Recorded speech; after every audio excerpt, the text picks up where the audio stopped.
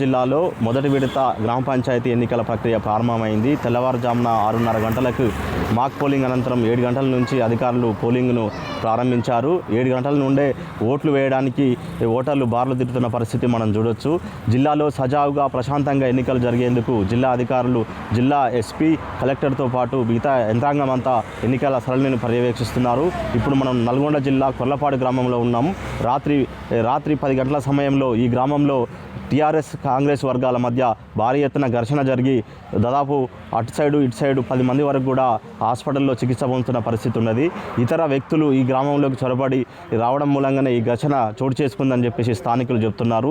ఇప్పుడే ఈ గ్రామాన్ని జిల్లా ఎస్పీ శరత్చంద్ర పవార్ సందర్శించి గ్రామంలో పటిష్టమైన బందోబస్తును కూడా ఏర్పాటు చేశారు.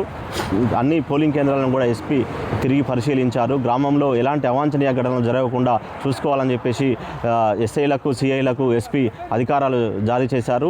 ఓటర్లకు ఎలాంటి అసౌకర్యం జరగకుండా వీల్ చైర్లు కావచ్చు, వాటర్ సదుపాయం కావచ్చు, ఇవన్నీ కూడా అధికారులు ఏర్పాటు చేశారు.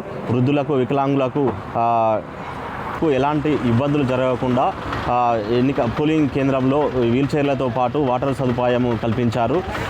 ఓటర్ స్లిప్తో పాటు ఆధార్ కార్డును కూడా చూపించాలని చెప్పేసి అధికారులు తెలియజేస్తున్నారు.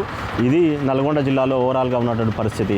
కెమెరామెన్ కృష్ణతో సతీష్, RTV, కొర్లపాడు గ్రామం నుండి. చరిత్ర సృష్టించినోడు ఇప్పుడు ఆ చరిత్రని తిరగరాయబోతున్నాడు.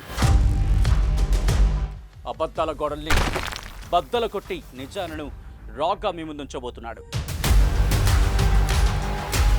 నిజమైన వార్తల కోసం వెంటనే డౌన్లోడ్ చేసుకోండి రా యాప్ని.